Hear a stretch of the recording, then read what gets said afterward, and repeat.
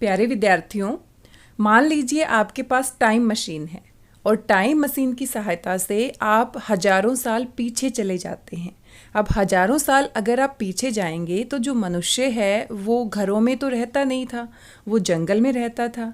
और जंगल में अगर आप पहुंच जाते हैं, आदि मानव के बीच पहुंच जाते हैं और आप उनसे बात करना चाहते हैं कि मैं टाइम मशीन से ट्रैवल करके इतनी दूर आपसे मिलने आया हूं, तो क्या वो हमारी बातें समझ पाएंगे? नहीं समझ पाएंगे। जरा सोचिए, वो हमारी बातें क्यों नहीं समझ पाएंगे? क्योंकि उनकी अपनी कोई भाषा नहीं है। उनको बोलना तो आता है, जैसे जानवर बोलते हैं, वो आवाज़ें निकाल सकते हैं, लेकिन उनके पास ना ही अक्षर हैं, ना ही शब्द हैं, ना ही वाक्य हैं और ना ही कोई भाषा है। अब हम सभी को हिंदी भाषा आती है तो हिंदी भाषा हम बोल सकते हैं और हिंदी भाषा बोलने वालों की बातें हम समझ सकते हैं। हिंदी में जो भी लिखा हुआ है उसको भी हम पढ़ सकते हैं और इस तरह से भाषा जानने की वजह से हम अपनी बातों को दूसरों तक पहुंचा सकते हैं और दूसरों की बातों को हम समझ सकते हैं। इसी प्रकार से दूसरी भाषा जिसको आती है, इंग्लिश जिसको आती है, फ्रेंच जिसको आती है, संस्कृत जिसको आती है, तो वो संस्कृत में बातें कर सकते हैं। लेकिन हजारों साल पहले जो मानव था वो इतना विकसित नहीं हुआ था, उसने अक्षरों की खोज नहीं की थी, शब्द नहीं बनाए थे। वो अपनी जो बातें थी वो इशारों में करता था, एक दूसरे को समझाता था। जैसे जानवर होते हैं, जानवरों के पास अपनी भाषा होगी, जिस भाषा में वो बात करते हैं, एक दूसरे की बातें समझते हैं, लेकिन हमें उनकी भाषा समझ नहीं आती क्योंकि वो हमारी तरह बोल नहीं सकते और ना ही लिख सकते हैं। प्यारे विद्यार्थियों, तो आज का हमारा पाठ रहेगा अक्षरों का महत्व। हमारे जीवन में, मनुष्य के जीवन में अक्षरों का कितना महत्व है। और इस पाठ के लेखक हैं गुणाकर मूले। तो आज हम ये पाठ पढ़ने वाले हैं। मेरी भाषा हिंदी भाषा परिवार में आप सभी प्यारे विद्यार्थियों का स्वागत है।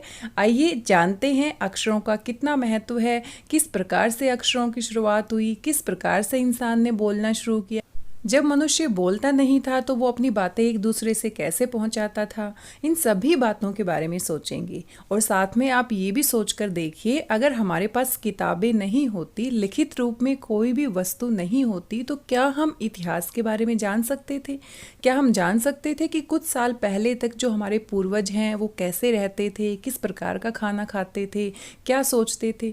आजकल हम जो भी पढ़ते हैं, जो भी ज्ञान प्राप्त करते हैं, वो किताबों से प्राप्त करते हैं। कितनी सारी किताबें होती हैं, अखबार होती है, और किताबें और अखबार छपती हैं। क्यों छपती हैं? क्योंकि हमारे पास अक्षर है, हमारे पास शब्द हैं, हमारी अपनी भाषा है और हर एक भाषा में हर एक पुस्तक छापी जाती है।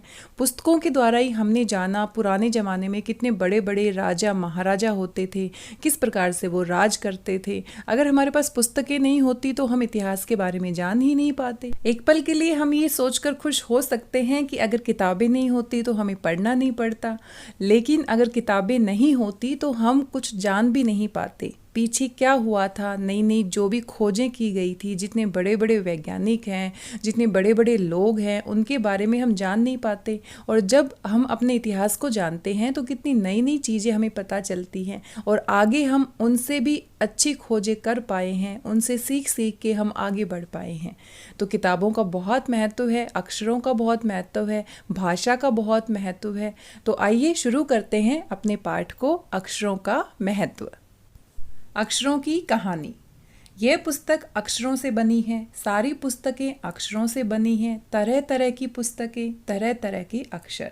तो जो भी किताब हम पढ़ेंगे, किसी भी भाषा की किताब पढ़ेंगे, वो अक्षरों से बनती है। अक्षरों को जोड़कर हम शब्द बनाते हैं, शब्दों को जोड़कर हम वाक्य बनाते हैं और वाक्यों के माध्यम से हमारे पास बहुत सारी जानकारी पुस्तकों में आती है। तो प्यारे विद्यार्थियों, आपने देखा हर एक पुस्तक किससे बनी है? अक्षरों से। तरह तरह की पुस्तकें, तरह तरह के अक्षर, अनेक प्रकार की भाषाएं, अनेक प्रकार के अक्षर। इंग्लिश में अलग अक्षर होते हैं, हिंदी में अलग होते हैं, पंजाबी में अलग बनावट होती है। तो अलग अलग भाषा के अपने अलग अलग अक्षर होते हैं। दुनिया में अब तक करोड़ों पुस्तकें छप चुकी हैं। यानी इस दुनिया में कितनी सारी पुस्तकें हैं? लगभग करोड़ों पुस्तकें होंगी जिनको हम पढ़ते हैं और छापी जा चुकी हैं। हजारों पुस्तकें रोज छपती हैं। तरह तरह के अक्षरों में हजारों की तादाद में रोज ही समाचार पत्र छपते हैं। आप देखते हैं हर रोज कितनी पुस्तकें छापी जाती है, कितने समाचार पत्र छापे जाते हैं और इनसे हमें कितनी जानकारी मिलती है। इन सब के मूल में है अक्षर। मूल यानी आधार में। इन सब का बेस क्या है, आधार क्या है? अक्षर। अगर मान लीजिए हमें अक्षर नहीं पता होते तो हम पुस्तकें छापते ही नहीं, जैसा कि हजारों साल पहले होता था। यहाँ पर तादाद शब्द का अर्थ है संख्या। तादाद हमारा उर्दू का शब्द है, तो उर्दू में अलग अक्षर होते हैं, हिंदी में अलग अक्षर होते हैं, हर एक भाषा के अपने अक्षर अलग होते हैं। तरह तरह के अक्षरों में हजारों की तादाद में रोज ही समाचार पत्र छपते रहते हैं। तादाद यानी संख्या, यानी हजारों की संख्या में रोज ही समाचार पत्र छापे जाते हैं। और ये किसकी वजह से छापे जाते हैं? क्योंकि हमें अक्षरों की जानकारी है, हमें भाषा आती है और हर एक भाषा में हर एक जो अखबार छापा जाता है उसमें अनेक प्रकार की जानकारी लोगों तक पहुंचती है। हम कल्पना भी नहीं कर सकते कि यदि आदमी अक्षरों को न जानता तो आज इस दुनिया का क्या हाल होता। अगर हमें अक्षर नहीं आते, भाषा नहीं आती तो हम किस प्रकार से जीवन जी रहे होते, हमारी एक अलग ही दुनिया होती। कोई कह सकता है कि हम अक्षरों को अनादि काल से जानते हैं। अक्षरों का ज्ञान हमें किसी ईश्वर से मिला है। अनादि शब्द का अर्थ होता है जिसका आदि यानी शुरुआत हमें ना पता हो। हजारों साल पहले मानव को लगने लगा कि अक्षरों का ज्ञान हमें किसी ईश्वर से प्राप्त हुआ है, क्योंकि हजारों साल से और भी अगर पीछे जाते हैं तो अक्षर नहीं थे। धीरे धीरे मनुष्य ने अक्षरों की खोज की, भाषा की खोज की और उसके बाद का जो मानव है उसको लगने लगा कि अक्षरों का ज्ञान हमें किसी ईश्वर ने दिया है, किसी भगवान ने दिया है। लेकिन क्या आपको ऐसा लगता है? आपको भी लगता है कि जो अक्षरों का ज्ञान है, भाषा का ज्ञान है, वो मनुष्य को भगवान से प्राप्त हुआ है या मनुष्य ने खुद इसकी खोज की है? आप सभी को क्या लगता है, क्या ईश्वर ने या भगवान ने हमें अक्षरों का महत्व समझाया है, हमें अक्षरों का ज्ञान दिया है या मनुष्य ने खुद इसकी खोज की है? इसके बारे में आप सोचिए। यहाँ पर हम एक चित्र देख सकते हैं और चित्र में एक मनुष्य दीवारों पर कुछ चित्र बना रहा है और उसको भाषा नहीं आती, इसीलिए शायद वो अपने मन के भावों को चित्र के माध्यम से दीवारों पर बना रहा है। आप एसएसटी पढ़ते हैं, एसएसटी में भी आपने पढ़ा होगा कि बहुत साल पहले जो आदि मानव है वो अपनी जो बातें होती थी वो बोलकर नहीं बता पाता था, बल्कि चित्र के माध्यम से वो दीवारों पर बहुत सारे ऐसे चित्र हमें मिले हैं जो बहुत सालों पहले बनाए गए थे और चित्रों के माध्यम से उन्होंने सांकेतिक भाषा का प्रयोग किया। कोई एक चित्र बना दिया गया जिसकी सभी लोगों ने एक तरह से ही उसके बारे में सोचा। मान लीजिए किसी ने गोला बनाकर चारों तरफ किरणें बना दी तो सभी लोगों को लगा कि ये सूर्य का चित्र है और इस प्रकार से उन्होंने सांकेतिक भाषा में चित्र बनाना सीख लिया। दीवारों पर बनाए जाने वाले इन चित्रों को हम भित्ति चित्र कहते हैं। एसएसटी में आप पढ़ेंगे कि किस तरह से पहले जो मनुष्य था उसको जब भाषा नहीं आती थी तो वो दीवारों पर, गुफाओं के पत्थरों पर चित्र बनाता था और चित्र में अनेक प्रकार के जानवर, अनेक प्रकार के मनुष्य, अनेक प्रकार की कलाकृतियाँ बनाता था, जिनके द्वारा हमारे जो बड़े बड़े इतिहासकार हैं उन्होंने उनके जीवन के बारे में अनेक प्रकार की बातें हमारे तक पहुंचाई हैं। उनको चित्रों के माध्यम से बहुत सारी ऐसी बातों का पता चला जो हमारे पूर्वज करते थे, जिनके बारे में हमें नहीं पता था। इतिहासकारों ने उनका अध्ययन करके पता लगाया कि इन चित्रों के माध्यम से हमारे जो पूर्वज हैं वो क्या कहना चाहते हैं। यहाँ पर एक और चित्र आप देख सकते हैं। यहाँ पर भी कुछ चित्र बनाए गए हैं और ये शिकार का दृश्य है। मध्य भारत से इसे प्राप्त किया गया है और दीवारों पर इसे बनाया गया है कि पहले जो मानव था वो शिकार करता था। यहाँ पर कुछ व्यक्तियों के चित्र हम देख सकते हैं और कुछ जानवरों के चित्र देख सकते हैं।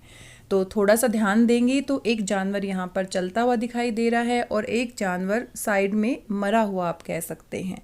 तो ये शिकार करने का दृश्य है। क्योंकि उनको अक्षरों का ज्ञान नहीं था, वो अपनी बात को लिख नहीं सकते थे, तो उन्होंने चित्रों के माध्यम से बहुत सारे ऐसे चित्र बनाए जिनसे उनके जीवन के बारे में हमें जानने को मिलता है।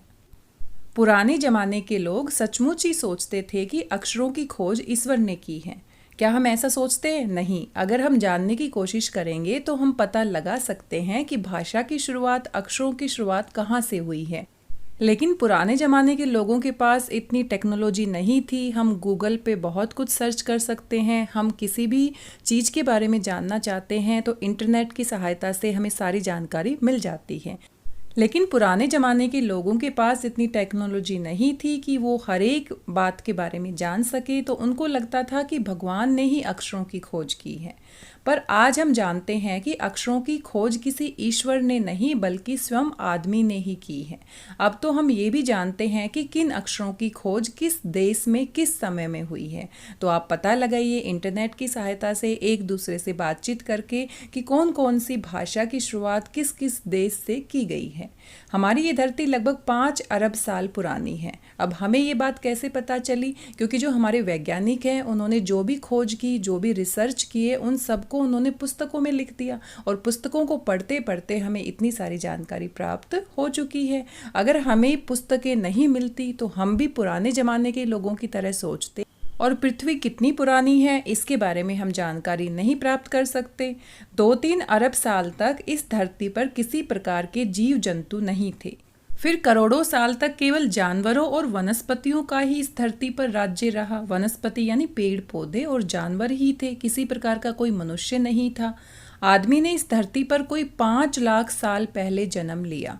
तो ये सारी जानकारी हमें किताबों से प्राप्त हुई। किताबों में उन वैज्ञानिकों ने रिसर्च करके इनके बारे में लिखा और इस तरह से जो जानकारी हमें प्राप्त होती है हम उनको किताबों में लिख देते हैं और आगे आने वाली पीढ़ियां हमारी जानकारी को जान पाती है।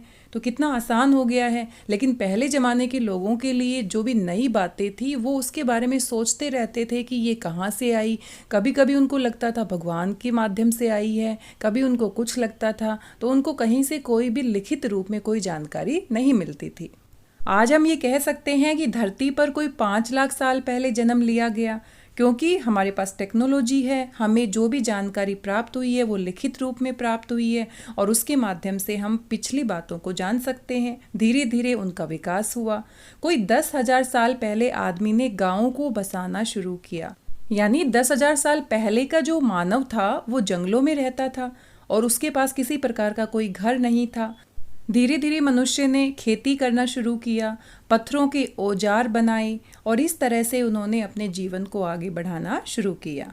वह खेती करने लगा, वह पत्थरों के औजारों का इस्तेमाल करता था। फिर उसने तांबे और कांसे से भी औजार बनाए और धीरे धीरे मानव जीवन का विकास होता गया। उसको नई नई वस्तुओं के बारे में जानकारी प्राप्त होती गई और वो अपने जीवन में आगे बढ़ता गया।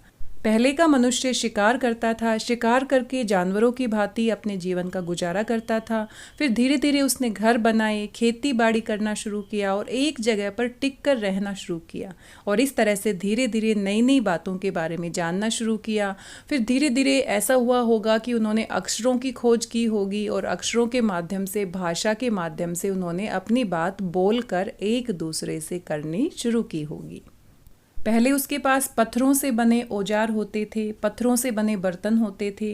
धीरे धीरे उसने विकास किया, आगे बढ़ा और बढ़ने के बाद तांबे, कांसे, लोहा, इस तरह की अनेक प्रकार की धातुओं की खोज की और उनकी सहायता से अपने औजार बनाए और इस प्रकार से अपने जीवन को और बेहतर बनाया। प्रागैतिहासिक मानव ने सबसे पहले चित्रों के जरिए अपने भाव व्यक्त किए। प्रागैतिहासिक यानी इतिहास से भी पहले के मानव को हम प्रागैतिहासिक मानव कहते हैं। यानी इतिहास जो है वो लिखित रूप में हमारे सामने है, लेकिन जब मानव को लिखना नहीं आता था, अक्षरों का ज्ञान नहीं था, तब वो चित्रों के माध्यम से अपने मन के भावों को अभिव्यक्त करता था। उसके मन में जो भी बातें होती थी उसके वो चित्र बना देता था और ये चित्र उनके गुफाओं में होते थे, बड़े बड़े पत्थरों पर होते थे, दीवारों पर होते थे। जैसे पशुओं के चित्र, पक्षियों के चित्र, आदमियों के चित्र, और इन चित्रों के माध्यम से ही हमें उनके जीवन के बारे में थोड़ी बहुत जानकारी मिलती है। इस मानव को ही हम प्रागैतिहासिक मानव कहते हैं क्योंकि उनके बारे में लिखित रूप से हमारे पास कोई जानकारी नहीं है।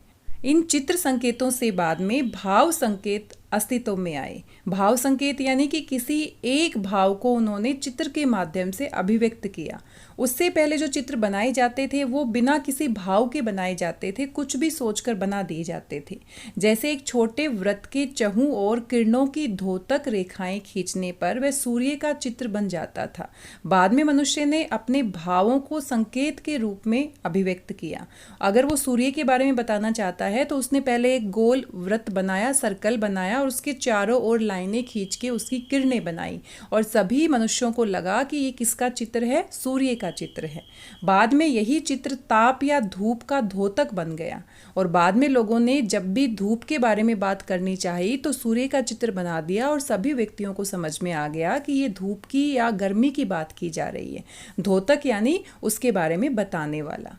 इस तरह अनेक भाव संकेत अस्तित्व में आए और धीरे धीरे मनुष्यों ने इस तरह के चित्र बनाने शुरू कर दिए।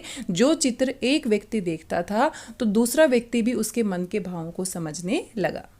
अब जैसे हमारे पास इमोजीज होते हैं, स्माइलिंग फेस होता है, सैड फेस होता है, एंग्री फेस होता है, जो आजकल हम प्रयोग करते हैं, उसी प्रकार से अगर स्माइलिंग फेस हमारे पास कोई भेजेगा तो हमें पता है स्माइलिंग फेस है, खुशी वाली बात है।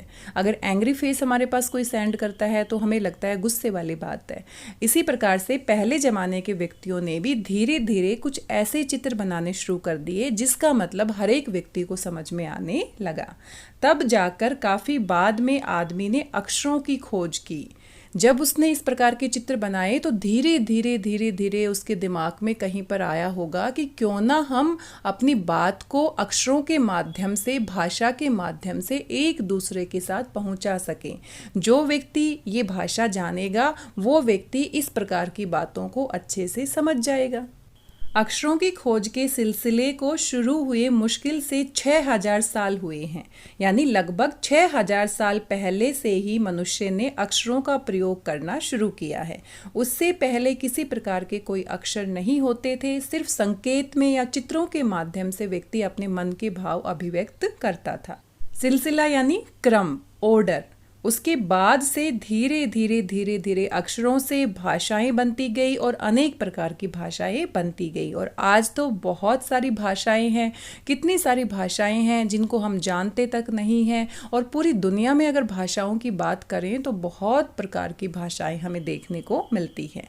केवल 6000 साल यानी 6000 साल पहले ही मानव ने अक्षरों के बारे में सीखा, अक्षरों में अपनी बातें करनी शुरू की।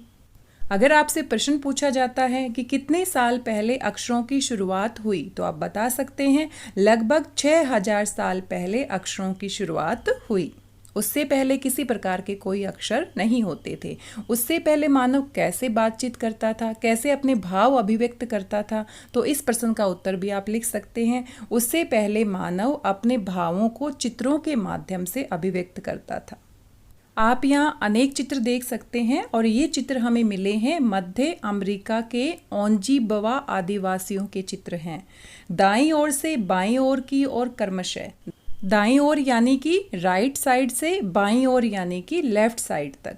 तो अपने बाएं से आप दाएं की तरफ देखेंगे तो किस किस के चित्र हैं? तूफान का देवता जो सारे आकाश को घेरता है, ये हमारा राइट साइड में सबसे पहला तूफान का देवता है। दूसरा नगाड़ा है जिसको बजाया जाता है, पंखों से सुशोभित नगाड़ा। तीसरे नंबर का पंखों से सजाया गया, सुशोभित यानी सजाया गया नगाड़ा है। द्रोण काक, और ये द्रोण काक है। कोवा और दवा खाने में आदमी, और सबसे आखिर में लेफ्ट साइड में एक कोवा दिखाया गया है और दवा खाने में आदमी को दिखाया गया है। तो ये आदिवासियों ने चित्र बनाए हैं और इन चित्रों के माध्यम से अपने मन के भावों को अभिव्यक्त किया है, क्योंकि उनको भाषा नहीं आती है। अगर उनको भाषा आती है तो वो लिखकर बता सकते हैं, जैसे हम बता सकते हैं। इन चित्रों को देखने के बाद, इनका अध्ययन करने के बाद हम पता लगा सकते हैं कि पहले जो आदिवासी हैं वो तूफान के देवता के बारे में जानते थे, तूफान को एक देवता मानते थे, नगाड़ा बजाते थे और फिर नगाड़े को सजाते थे पंखों से। और साथ में यहाँ पर एक कोवा भी दिखाया गया है और दवा खाने में आदमी भी दिखाया गया है, द्रोण काक भी दिखाया गया है। अक्षरों की खोज के साथ एक नए युग की शुरुआत हुई। ये बहुत ही महत्वपूर्ण पंक्ति है। आपसे पूछा जा सकता है कि ऐसा क्यों कहा जाता है कि अक्षरों की शुरुआत के साथ ही एक नए युग की शुरुआत हुई। हम कह सकते हैं क्योंकि पहले ज़माने की अगर हम बात करें, पुराने ज़माने के जो लोग थे उनको अक्षरों का ज्ञान नहीं था और वो अपने मन की बात को दूसरे व्यक्ति तक नहीं पहुंचा सकते थे, और साथ में उनके आगे आने वाली पीढ़ियों को भी ये बातें नहीं पता चलती थी कि वो किस तरह का जीवन जीते हैं। लेकिन जैसे जैसे अक्षरों की शुरुआत हुई, लगभग 6000 साल पहले जब अक्षरों की शुरुआत हुई, तो उसके बाद से जो हमारे पूर्वज हैं वो क्या करते हैं, कैसा जीवन जीते थे, उन सब के बारे में हमें जानकारी प्राप्त होती है। तो हम कह सकते हैं कि अक्षरों की खोज के साथ ही एक नए युग की शुरुआत हुई है। आदमी अपने विचार और अपने हिसाब किताब को लिख कर रखने लगा है। अब हम सारी बातें तो याद नहीं रख सकते हैं, इसलिए जिन बातों का हिसाब किताब लगाना होता है उसको हम लिख कर रख लेते हैं, और जो बातें लिखी जाती हैं वो दूसरा व्यक्ति भी पढ़ सकता है, उसके बारे में जान सकता है। अब जो अखबार होते हैं, अखबार की खबरें एक व्यक्ति से दूसरे व्यक्ति तक बड़ी आसानी से पहुंच जाती है, क्योंकि लिखित रूप में वो बातें हम छाप देते हैं और छापने के बाद हर व्यक्ति उनको पढ़ सकता है। ऐसे ही किताबें छापी जाती हैं और एक किताब छापने के बाद वो किताब बहुत सारे व्यक्ति पढ़ सकते हैं। तो इस तरह से हिसाब किताब लगाने के लिए भी अक्षरों का बहुत महत्व है। तब से मानव को सभ्य कहा जाने लगा, और हम कह सकते हैं कि जब से उसने अपने जीवन के बारे में लिखित हिसाब किताब रखना शुरू किया है, तब से मानव सभ्य हो गया है, सभ्यता का विकास हो गया है। आदमी ने जब से लिखना शुरू किया तब से इतिहास आरंभ हुआ। यानी इतिहास की शुरुआत कब से मानी जाएगी? जब से उसने अपनी बातों को लिखना शुरू किया। उससे पहले के इतिहास को हम इतिहास नहीं मानते हैं, उसको प्रागैतिहासिक काल मानते हैं। एसएसटी में आप इसके बारे में अच्छे से पढ़ेंगे। किसी भी कौम या देश का इतिहास तब से शुरू होता है जब से आदमी के लिखे हुए लेख मिलने लग जाते हैं। अब भारत के इतिहास के बारे में हमें कहाँ से प्राप्त होती है जानकारी? हमें लिखित लेख मिलते हैं, किताबें मिलती हैं, पुस्तकें मिलती हैं, और उसमें हमें जानकारी मिलती है कि किस प्रकार से हमारे भारत का विकास हुआ। हम प्राचीन पुस्तकों की बात करें तो 4 वेद हैं जिनमें हमें अनेक प्रकार की जानकारी मिलती है, किस प्रकार से हमारा इतिहास है, और नई नई जानकारी हम हमारे पूर्वजों के बारे में जान सकते हैं। वेद संस्कृत भाषा में लिखे गए हैं, और संस्कृत पहले लोगों की भाषा होती थी। आजकल लोग हिंदी बोलना शुरू कर दिया है, ज़्यादातर लोग हिंदी बोल रहे हैं, इंग्लिश बोल रहे हैं। प्राचीन पुस्तकों से ही हमें किसी देश के इतिहास के बारे में पता चलता है कि वो देश कैसे विकसित हुआ है। इस प्रकार इतिहास को शुरू हुए मुश्किल से 6000 साल हुए हैं। उसके पहले के काल को प्रागैतिहासिक काल यानी इतिहास से पहले का काल कहते हैं, जब मनुष्य को लिखना नहीं आता था, अक्षरों का ज्ञान नहीं था। चित्रों के माध्यम से वो दीवारों के ऊपर चित्र बनाता था और अपने मन के भावों को अभिव्यक्त करता था। अतः हम देखते हैं कि यदि आदमी अक्षरों की खोज नहीं करता तो आज हम इतिहास को न जान पाते। हम ये न जान पाते कि पिछले कुछ हजार सालों में आदमी किस प्रकार रहता था, क्या क्या सोचता था, कौन कौन राजा हुए इत्यादि। हम पीछे की बातों के बारे में जान ही नहीं पाते कि हमारे पूर्वज क्या क्या करते थे, किस प्रकार का जीवन जीते थे। अक्षरों की खोज मनुष्य की सबसे बड़ी खोज है, और अक्षरों की खोज से ही एक नए युग की शुरुआत हुई है। अक्षरों की खोज करने के बाद ही मनुष्य अपने विचारों को लिखकर रखने लगा। इस प्रकार एक पीढ़ी के ज्ञान का इस्तेमाल दूसरी पीढ़ी करने लगी। हमें प्राचीन पुस्तकों में कितनी जानकारी मिलती है, जो बड़े बड़े ऋषि मुनि हैं, जो बड़े बड़े राजा महाराजा हैं, किस प्रकार का जीवन जीते थे, किस प्रकार की वस्तुओं का अपने जीवन में प्रयोग करते थे। ये सारी बातें हमें लिखित रूप में प्राप्त होती हैं, और लिखना तभी संभव हो पाया है जब हमें अक्षरों के बारे में जानकारी मिली है। अब हम एक पीढ़ी की बातों को दूसरी पीढ़ी तक बड़ी आसानी से पहुंचा सकते हैं, और दूसरी आने वाली जो पीढ़ी है वो अपनी पिछली पीढ़ी से बहुत कुछ सीख सकती है। अक्षरों की खोज करने के बाद पिछले 6000 सालों में मानव जाति का तेजी से विकास हुआ, क्योंकि एक बात किसी व्यक्ति को पता चलती है तो वो दूसरे व्यक्ति तक पहुंचाना बहुत आसान हो गया है। पहले अगर मान लो किसी बस्ती में किसी व्यक्ति को कोई नई बात पता चलती है, तो जब तक वो व्यक्ति खुद जाकर दूसरी बस्ती में नहीं बताएगा तब तक वो नई बात नहीं जान पाएंगे। इसलिए हम कह सकते हैं कि अक्षरों के आने से एक नए युग की शुरुआत हो गई है, और हमारे जीवन में भाषा का, अक्षरों का बहुत बड़ा महत्व है। और हर एक अक्षर को हम बोल सकते हैं, उसकी अपनी ध्वनि होती है, आवाज़ होती है। और जैसे जैसे हमें लिखित रूप में अक्षरों की जानकारी प्राप्त होने लगी, वैसे वैसे हम उनको बोलने लगे और लिखित और मौखिक भाषा का विकास हुआ। ये महत्व है अक्षरों का और उनसे बनी हुई लिपियों का। लिपि क्या होती है? हिंदी व्याकरण में हम पढ़ते हैं, भाषा को लिखित रूप में प्रकट करने के लिए जिन चिन्हों का हम प्रयोग करते हैं, संकेतों का प्रयोग करते हैं, उसे हम लिपि कहते हैं। अतः हम सबको अक्षरों की कहानी मालूम होनी चाहिए। आज जिन अक्षरों को हम पढ़ते या लिखते हैं, वे कब बनाए गए, कहाँ बने, किसने बनाए, ये जानना बहुत ज़रूरी है। और आप भी इसके बारे में जानकारी प्राप्त कर सकते हैं कि हिंदी भाषा का विकास कैसे हुआ, संस्कृत भाषा का विकास कैसे हुआ, सबसे पहले अक्षर किस देश ने बनाए, और इस तरह से बहुत सारी जानकारी आप जान सकते हैं। इस पाठ के लेखक का नाम है गुणाकर मोले जी। प्यारे विद्यार्थियों, कैसा लगा आपको पाठ? कितना मज़ेदार पाठ है। और इस पाठ के माध्यम से हमें ये सोचने के लिए मिला कि अक्षर कहाँ से आए, क्योंकि हमारे लिए तो बड़ी आसान बात है किसी भी पुस्तक को पढ़ना। बड़ी आसानी से हम अनेक प्रकार की पुस्तकें खरीद सकते हैं, नई नई जानकारी जान सकते हैं। लेकिन पहले का जो मानव है, जिसके पास किसी प्रकार की कोई पुस्तक नहीं होती थी, कोई भाषा नहीं होती थी, तो उसके लिए कितना मुश्किल रहा होगा उसका जीवन, कैसे वो अपनी बात को दूसरों तक पहुँचाता है। अब मान लीजिए बहुत सारे बच्चे ऐसे होते हैं जो पैदा होते हैं तो वो सुन नहीं पाते, बोल नहीं पाते, जिनको हम मूक बधिर कहते हैं। तो आप उनके जीवन को महसूस करने की कोशिश कीजिए कि अगर आप बोलकर अपनी बात नहीं बता पाते हैं तो हमें कितनी घुटन महसूस होती है। क्योंकि जब भी हमारे मन में कोई बात आती है तो हम बोल देते हैं और अपनी मन की बात को दूसरों तक पहुंचा देते हैं। लेकिन सोचो, अगर आप कुछ कहना चाहते हो और आप नहीं बता पा रहे तो आपको कैसा महसूस होगा। आपने एक खेल खेला होगा, हम सभी ने खेला है, जिसमें हम एक मूवी का नाम एक पर्ची में लिख देते हैं और उस पर्ची में जो नाम आता है उसके हिसाब से हमें एक्टिंग करनी होती है, बोलना नहीं होता। और कई बार कोई ऐसी मूवी का नाम हमारे पास आ जाता है जिसके नाम को हम एक्टिंग करके नहीं बता पाते और हमें अंदर ही अंदर कितना अजीब लगता है, क्योंकि बोलकर बताना कितना आसान है, लेकिन उसी बात को इशारों से या संकेत के माध्यम से दूसरों को समझाना कितना मुश्किल है। अगर आप परेशान है, कोई परेशानी है, हम बोलते हैं और दूसरों को बता देते हैं। अब सोचो, आप बोल नहीं सकते और अपने मन की बात आप दूसरों को कैसे बताएंगे? इशारे करके हम कब तक बता सकते हैं? तो मूक बधिर जो बच्चे होते हैं उनका जीवन बड़ा मुश्किल होता है, लेकिन उनके लिए भी अलग प्रकार की भाषा बना ली गई है। जो अंधे व्यक्ति होते हैं, देख नहीं पाते, उनके लिए भी ब्रेल लिपि का विकास किया गया है ताकि वो भी उसको पढ़ सकें। तो आप ब्रेल लिपि के बारे में जान सकते हैं, जिसको हम हाथों से महसूस करके पढ़ सकते हैं, डॉट्स होते हैं उसमें। इसी प्रकार से जो बच्चे सुन नहीं पाते या देख नहीं पाते या बोल नहीं पाते, उनके लिए भी हमने भाषा का विकास किया है ताकि वो अपनी बात को दूसरों तक आसानी से पहुंचा सके।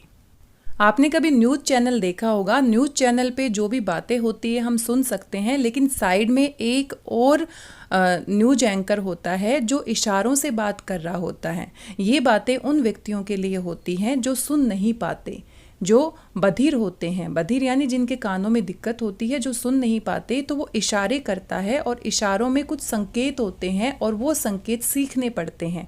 तो जिन व्यक्तियों को ये भाषा आती है, सांकेतिक भाषा आती है, वो उनकी बात को समझ पाते हैं। इसी प्रकार से जो व्यक्ति बोल नहीं पाता है वो भी सांकेतिक भाषा का प्रयोग करता है और उस भाषा को हम मूक बधिर व्यक्तियों के लिए अलग से हम बनाते हैं और वो बच्चे सीखते हैं ताकि अपनी बात को, अपने मन के भाव को दूसरों तक पहुंचा सकें। आप इसके बारे में और अधिक जानकारी प्राप्त कर सकते हैं, इसके बारे में एक दूसरे से बातचीत कर सकते हैं। पाठ की समाप्ति पर आपको अभ्यास के प्रश्न उत्तर मिलेंगे। अभ्यास के प्रश्न उत्तर बड़े ही आसान हो जाते हैं अगर आपको पाठ समझ में आ गया है। चलिए जल्दी से देख लेते हैं हमारे अभ्यास के कौन कौन से प्रश्न हैं। सबसे पहला प्रश्न है, पाठ में ऐसा क्यों कहा गया है कि अक्षरों के साथ एक नए युग की शुरुआत हुई? तो ये जब हमने पाठ पढ़ा तब भी हमने इस पर चर्चा की थी कि जैसे ही अक्षरों का विकास हुआ तो एक नए युग की शुरुआत हो जाती है, क्योंकि पहले जब मनुष्य को अक्षरों के बारे में जानकारी नहीं थी तो वो अपने जीवन का हिसाब किताब नहीं रख सकता था। वो संकेतों में बातें करता था, चित्र के माध्यम से अपने भाव अभिव्यक्त करता था। लेकिन जैसे ही 6000 साल पहले अक्षरों का विकास हुआ तो एक नए युग की शुरुआत हुई। व्यक्ति अपने हिसाब किताब को लिखकर रखने लगा और वह सभ्य कहलाया। एक नई सभ्यता का विकास हुआ। यही सभी बातें आपने अपने उत्तर में लिखनी है। दूसरा प्रश्न है, अक्षरों की खोज का सिलसिला कब और कैसे शुरू हुआ? पाठ पढ़कर उत्तर लिखो। तो पाठ में हमने पढ़ा 6000 साल पहले अक्षरों की खोज का सिलसिला शुरू हुआ। पहले मनुष्य संकेतों में बात करता था, धीरे धीरे उसने चित्र बनाने शुरू किए और चित्र बनाते बनाते लगभग 6000 साल पहले उन्हें अक्षरों की खोज की और इस प्रकार से ये सिलसिला आगे बढ़ता गया। अगला प्रश्न है, अक्षरों के ज्ञान से पहले मनुष्य अपनी बात को दूर दराज यानी बहुत दूर के इलाकों तक पहुंचाने के लिए किन किन माध्यमों का सहारा लेता था?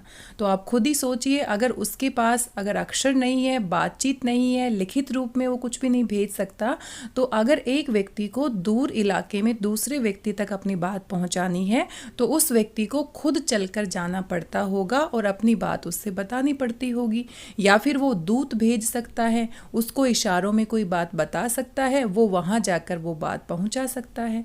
तो इस तरह से, या फिर वो चित्र बनाकर अपनी बात एक जगह से दूसरी जगह पर पहुँचा सकता है। तो पहले के ज़माने में जब अक्षरों का ज्ञान नहीं था तो मनुष्य के लिए बहुत मुश्किल होती थी। दूर दराज के इलाकों तक बात पहुँचाने के लिए उसको अनेक प्रकार के प्रयास करने पड़ते थे। आप भी कोई नया प्रयास अगर आपके दिमाग में आ रहा है तो आप इसके बारे में लिख सकते हैं। आइए निबंध से आगे कुछ प्रश्न देखते हैं। अक्षरों के महत्व की तरह ध्वनि के महत्व के बारे में जितना जानते हो लिखो।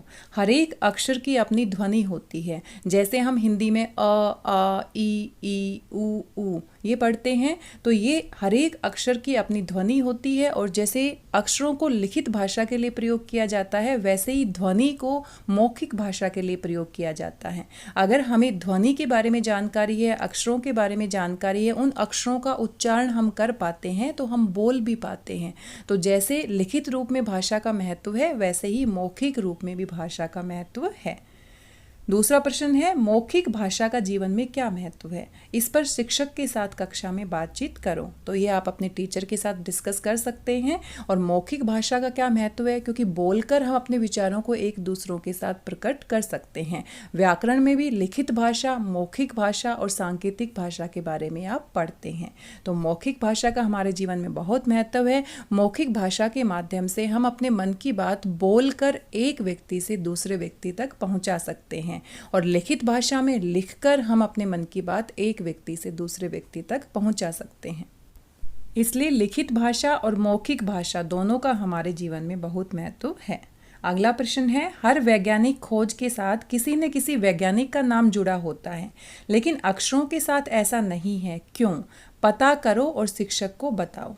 अब जो भी व्यक्ति वैज्ञानिक खोज करता है तो उसके बारे में लिखित तौर पे हमें जानकारी मिलती है कि इस खोज को इस वैज्ञानिक ने किया है, लेकिन शुरू में जिस व्यक्ति ने अक्षरों की खोज की होगी उसको तो लिखना आता ही नहीं होगा। उसने पहली बार अक्षरों की खोज की है और धीरे धीरे उसका विकास हुआ है।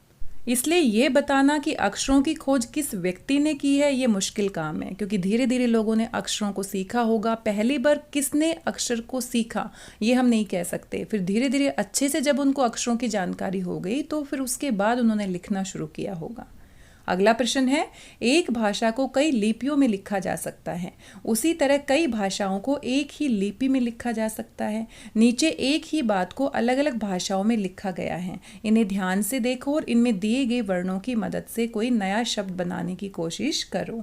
अब हमें हिंदी आती है, बाकी भाषाएं नहीं आती हैं, तो बाकी भाषाएं हमारे लिए अजीब हो सकती हैं। क्या शानदार दिन है हमें समझ में आ गया क्योंकि हमें हिंदी आती है, लेकिन पंजाबी में भी यही बात लिखी गई है, क्या शानदार दिन है। अब जिन बच्चों को पंजाबी आती है वो बड़ी आसानी से पढ़ सकते हैं। उड़िया में लिखा गया है क्या शानदार दिन है, तेलुगु में लिखा गया है, उर्दू में लिखा गया है, बांग्ला में लिखा गया है और तमिल में लिखा गया है। अब जिस व्यक्ति को अक्षरों का ज्ञान है, जिस भाषा का ज्ञान है, वो बड़ी आसानी से इसको समझ सकता है। तो आप भी कोई नई भाषा सीख सकते हैं। आप पंजाबी में कुछ ना कुछ लिखने की कोशिश कर सकते हैं। अगर क्लास में आपका कोई ऐसा दोस्त है जो पंजाबी जानता है या फिर बांग्ला जानता है या फिर तेलुगु जानता है, आप उनकी सहायता से कुछ ना कुछ नए शब्द सीख सकते हैं। अगर आपके मम्मी पापा को या रिश्तेदारों को कोई नई भाषा आती है जो आपको नहीं आती, तो आप सीखने की कोशिश कर सकते हैं। तो जब हमें भाषा का ज्ञान होगा तभी हम उनकी बातों को पढ़ पाएंगे और समझ पाएंगे। प्यारे विद्यार्थियों, वीडियो काफ़ी लंबा हो गया है। पूरे वीडियो में हमने पूरे पाठ को भी पढ़ा है और साथ में प्रश्न उत्तर पर भी चर्चा की है। आशा करती हूँ प्रश्नों के उत्तर आप खुद से बनाकर लिख पाएंगे, क्योंकि अच्छे से हमने समझ लिया है किस प्रश्न के उत्तर में क्या लिखना है। मिलते हैं नए वीडियो में एक नए टॉपिक के साथ, एक नए पाठ के साथ। साथ ही आपको वीडियो कैसा लगा अपना फीडबैक ज़रूर दीजिएगा। तब तक स्वस्थ रहिए, व्यस्त रहिए, मस्त रहिए और पढ़ते रहिए। मेरी भाषा हिंदी भाषा परिवार से जुड़ने के लिए आप सभी का बहुत बहुत धन्यवाद। मिलते हैं अगले वीडियो में।